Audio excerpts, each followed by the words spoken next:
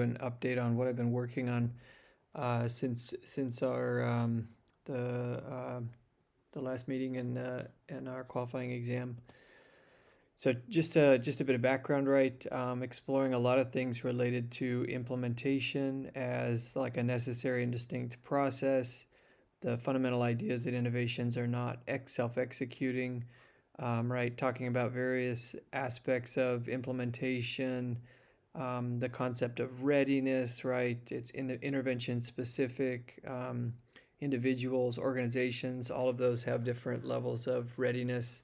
Scassi et al. Was a big part of the development of the methods, looking at motivation and general capacity and innovation specific capacity, um, in terms of things that are going to affect innovation or capacity for implementation, and other things like implementation stage, right? So is it, just being installed or explored? Has it been adapted? A big development was identification of implementation science and Fixen's work and colleagues about the core implementation drivers, right? They outline and develop competency drivers and leadership drivers and organizational drivers, and note that you kind of have to have all of these things in place. They're integrated, compensatory, so one could have a bigger effect and make up for deficient implement or deficiencies in other driver areas. Moving on kind of to theory driven evaluation, or this idea that you develop kind of a causative theory to understand why innovations are successful or not. And all of these different areas build on some other work that identifies this idea of critical system factors. And so these are things that including things like capacity to implement, capacity to collaborate, resources, need. And those were really the categories that I had outlined in the qualifying exam methods. There's a lot of work done on implementation science, and a lot of different ideas about how to go about studying it. Um, Backing up, the kind of approach that was planned was, you have like different stage specific tools that can be used to measure the implementation of, or the strength or the existence of these critical system factors. It seems very straightforward, right? You have, if something is just being installed, you have certain key considerations versus it's at kind of initial or full implementation. You have slightly different, but related, system factors to focus on. In this case, we were thinking that it was in initial or full stages. Um, However, building off recommendations and doing a lot of reading, following up the qualifying exam, Dr. Rouse suggested this Gale et al. Article that really looks at the implementation of curriculum, right? So many of the other areas that I was looking at and reading about focused on different aspects of implementation, implementation in different fields, perhaps, or they were really unique, and not say, I guess, simple in some ways, right? Uh, Innovations, right? You want to reduce the number of students smoking in a school or something, right? You want to, increase access or people's use of mental health tools that are available, or things like that. And these are they're not simple, but they're distinct from curriculum innovations. And I think that was one of the big takeaways from the feedback and the reading of these different articles. These were four. There's one other that I haven't listed there, but 4 or 5 examples that use a component-based approach to studying implementation, and they introduced this really cool and in my mind making sense a lot, and also representing kind of a paradigm shift approach that has these two tools. One is the innovation implementation conceptual framework, and the other is the factor conceptual framework. And Century and her colleagues are or seem to be the ones that definitely came up with it, but it's building on other work that focuses on component based approaches to implementation. So essentially, the idea is, well, backing up the traditional or if you don't take into consideration the component based elements of innovations, the innovation is seen as kind of like a black box, right? And the idea is that it's been tested in, through efficacy studies, and we know that it works. And then you send it off to different sites, and they try and implement or replicate it, right, with fidelity. And so the approach that I was taking, or that is presented, is essentially, right, you want to measure these critical system factors, and those are going to vary across different sites. And once you kind of have characterized them, then you can introduce some kind of, or develop rather, some targeted intervention that addresses the deficient factors, right? So, for example, maybe the innovation is perceived as complex, or the organization is lacking in terms of their ability to collaborate, or whatever the case might end up being. Essentially, you're trying to bring up all of these bars, right? And these little bar graphs are just kind of supposed to represent, hypothetically, like what there might be variation across different sites, and there are a lot of them. They're not just five that are shown there, five little bars, but that was kind of the underlying conceptual model or idea, right? That the innovation is something that needs to be replicated identically to how it was imagined or developed, right? In order for it to be successful in achieving the desired outcomes. So the big paradigm shift that Century's group and this component based research, or component based innovation in implementation approach, essentially holds that innovations are never actually implemented with fidelity. They're always adapted. And so they rather than implementation with fidelity, they talk about this idea of enactment. And you can imagine any new thing that any new complex thing like a curriculum, right, where it's people interacting with other people, students, organizations. They're super complex, and so it's not the same thing as really, learning how to use a new type of, tool that you can hold in your hands, right? And so they argue that innovations are never adapted identically. They're they're adapted, right, to suit the needs of that particular context, and that's actually a strength, right? Not, the idea that things are going to be replicated identically is not accurate. And so what they argue is that what we need to do is understand the critical components of the innovation in order to understand its implementation. And so, yeah, tried to represent, like, at site one, site two, site three, the innovation itself has kind of changed, but there are going to be some critical aspects of it that are essential. And so to understand the factors that affect the implementation, we also need to understand the implementation, the innovation itself, right? And so, essentially, some big kind of takeaways. One, it's still 100% focused on building capacity and will, right, for implementation of innovations, right? So there's no change in that, but I guess they also kind of hold that innovations vary, right? So there's not just one kind of innovation, and they vary. They go steps forward to classify and build a framework for how to understand educational innovations, or innovations in education, right? So innovations in education can vary in terms of the number of components, the type of components, whether the components are explicit or implicit. They note that often innovations are focused, or our understanding or implementation of innovations is often focused on structural aspects, right?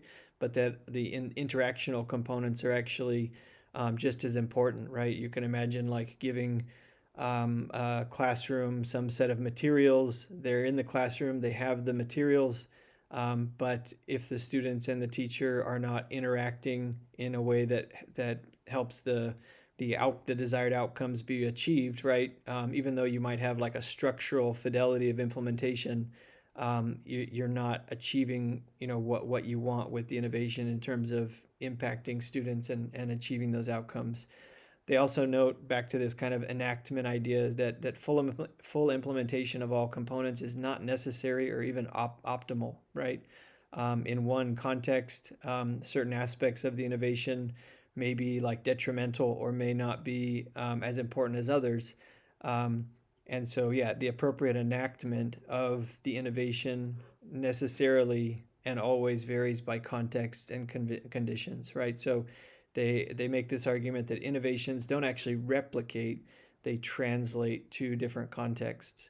And so the approach is that we need to identify the core elements, the critical factors of the innovation, and then keep those essential core aspects, right? And so this means that describing the specific elements of the innovation is an absolutely necessary first step if we're going to understand its implementation. And so initially, in my qualifying exam, the chapters 1 and 2, defining and operationalizing the innovation was always a part of this, and Fixon and the other work that I read all mention that it's important that you have to kind of define and operationalize your innovation. That the blue text over there, right? But Century and their colleagues go a step further to develop this implementation framework for categorizing and understanding the components of the innovation. So they note that there are structural components, critical components, and those could be procedural, right? It could be like, you need a certain amount of time, you need a resource, you need to do X, Y, and Z. They could be educative, right? So the teachers or whoever's implementing this need to have certain core knowledge or understanding, right, to do it. But then they also highlight these interactional or instructional critical component categories. So pedagogical and student engagement, right?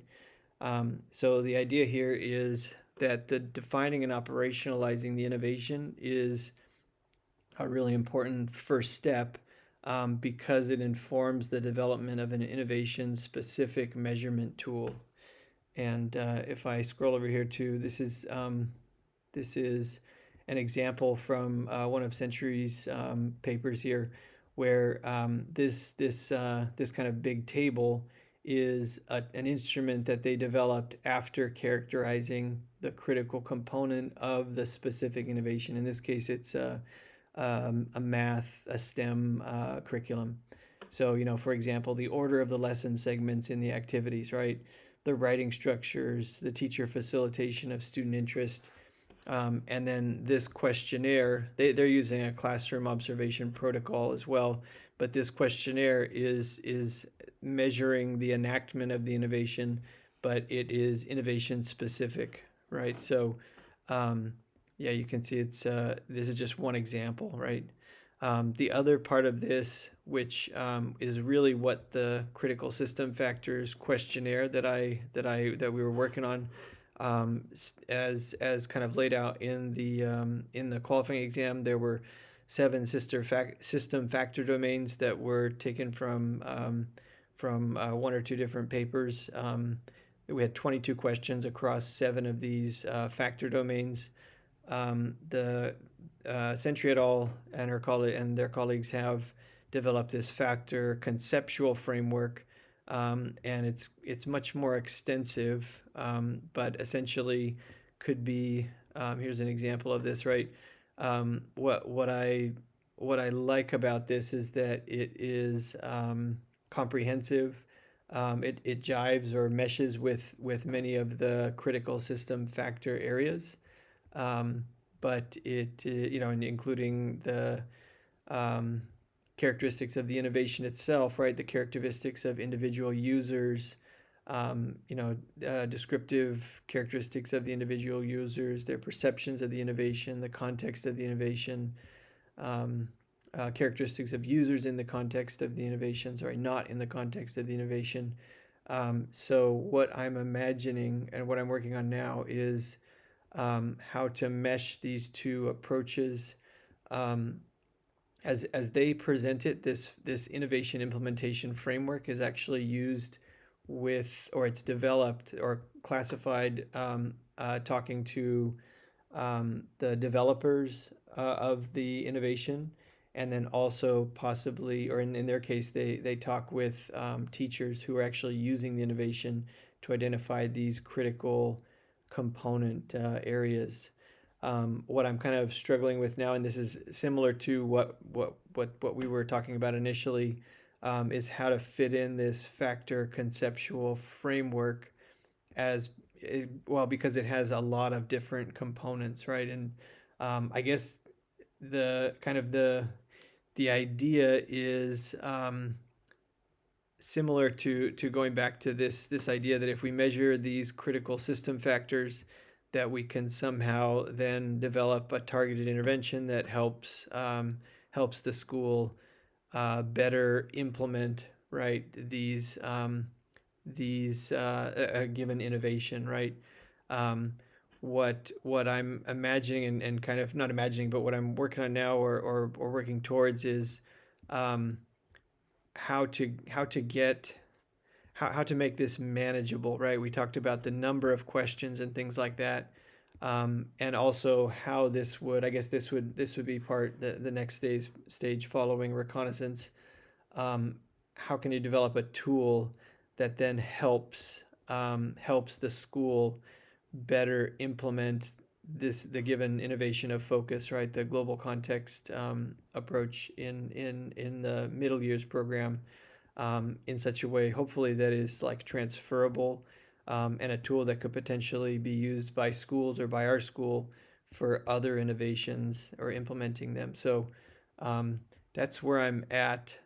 It's taken just a while to wrap my head around the role of the innovation implementation framework, but it seems, based on the work that they've done, and the papers that I'm reading, that this is really like a big paradigm shift in the field. So they're basically, yeah, rejecting this idea that innovations, that fidelity of implementation is even a reality, right? When you think about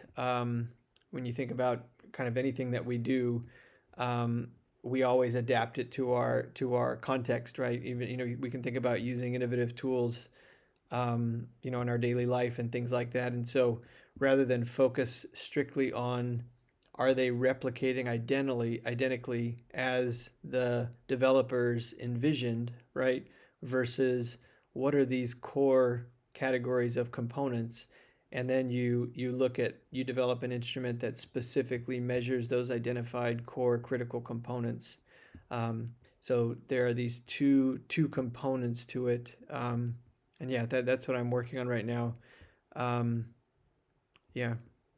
So yeah, I'll continue to work on this, and I'll send you another update. Hopefully that wasn't too confusing, but it's essentially based on these two tools, the innovation implementation framework, which again kind of highlights that, just defining and operationalizing the innovation, defining and operationalizing the innovation can be greatly enhanced by recognizing these different types or different elements of the innovation, and is critical to understanding enactment of the innovation.